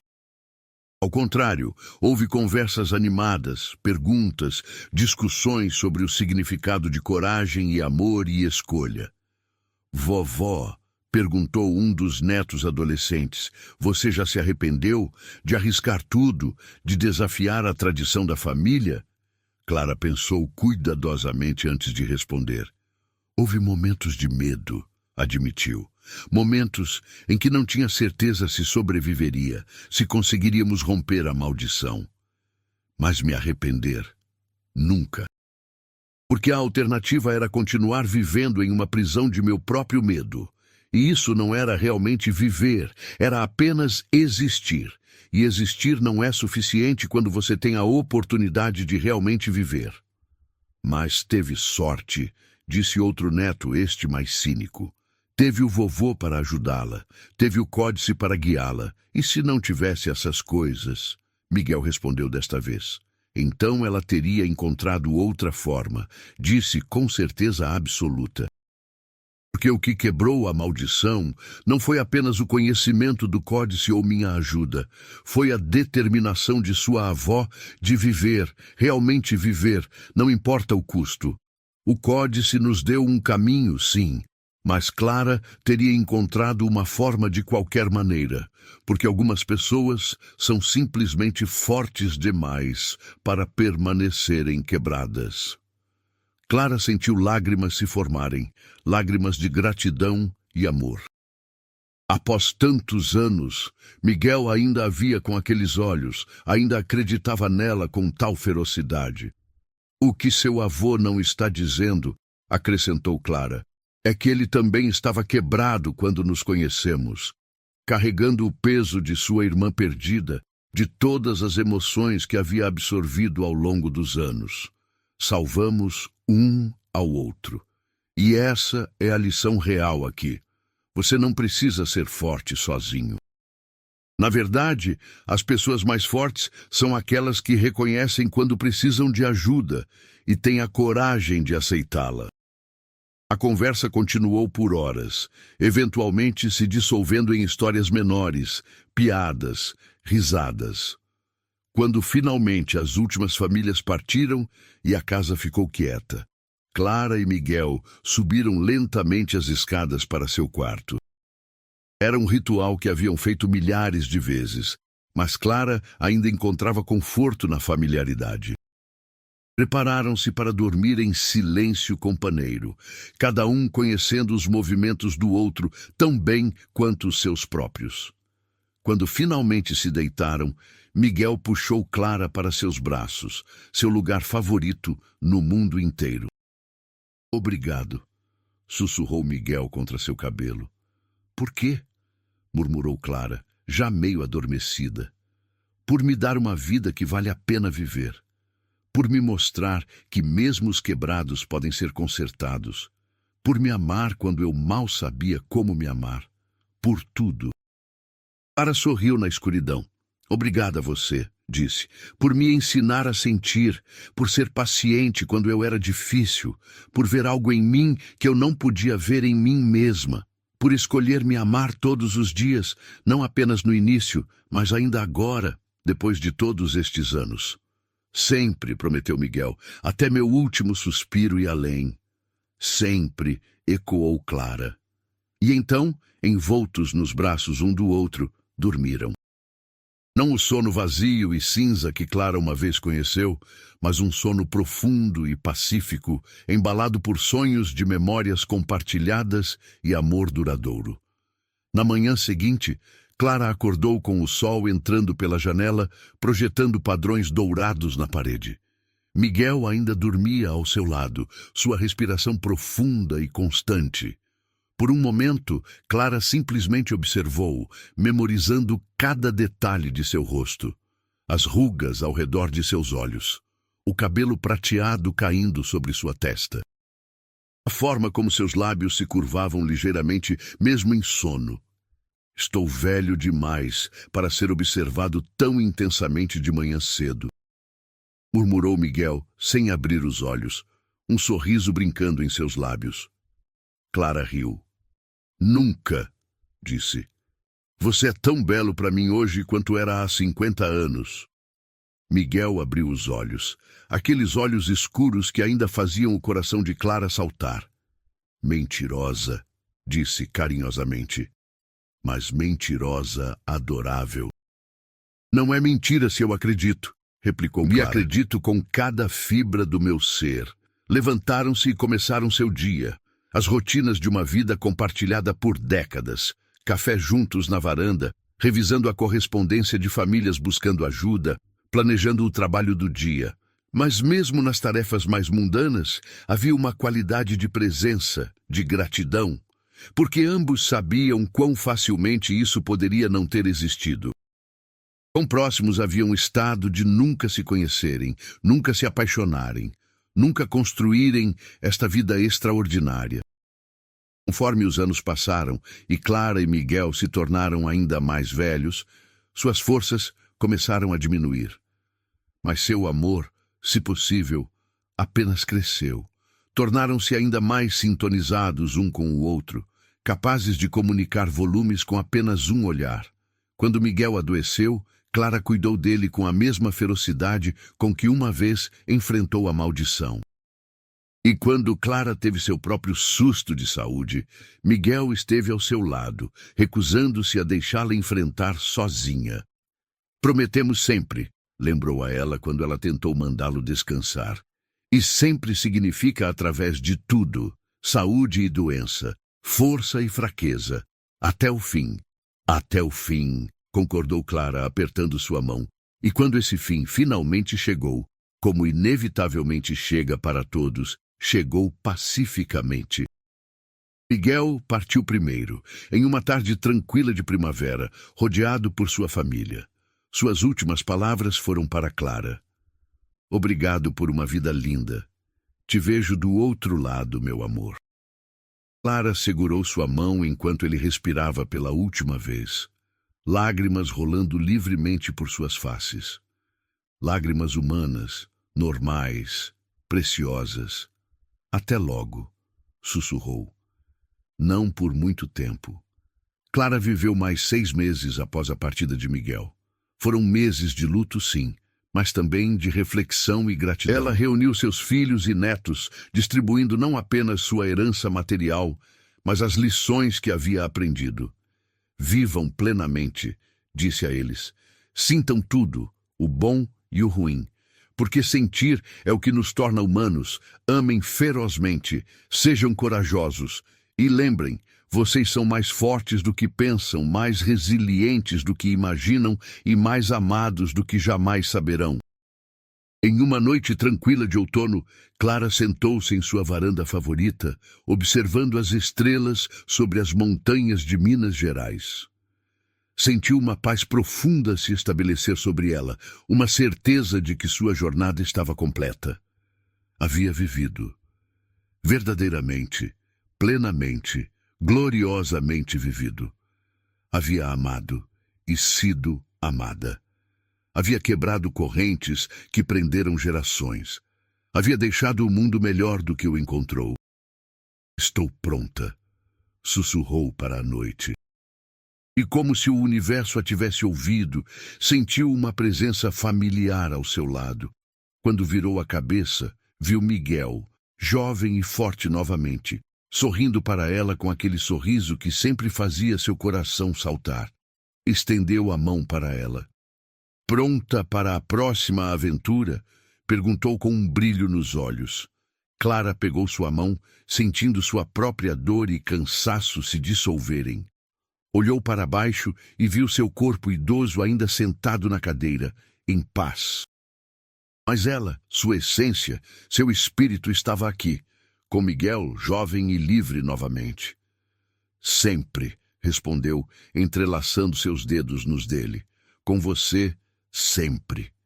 E juntos caminharam para a luz prateada que os esperava, deixando para trás um legado de amor, coragem e liberdade que ressoaria através das gerações.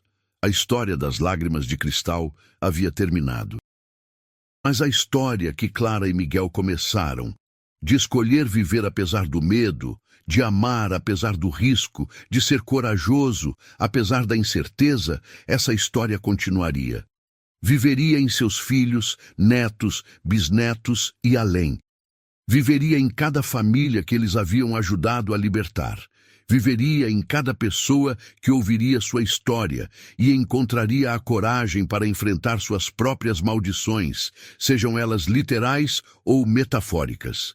Porque no final, essa era a verdadeira magia. Não a maldição ou sua quebra, mas a escolha de viver plenamente, de sentir profundamente, de amar ferozmente. Essa era a magia que transformava o ordinário em extraordinário, que tornava uma vida não apenas vivida, mas verdadeiramente vivida. E essa magia nunca morreria. Enquanto houvesse pessoas dispostas a ser corajosas, a escolher amor sobre medo, vida sobre mera existência, a história de Clara e Miguel continuaria. Uma luz prateada nas trevas, guiando outros para sua própria libertação. Sempre,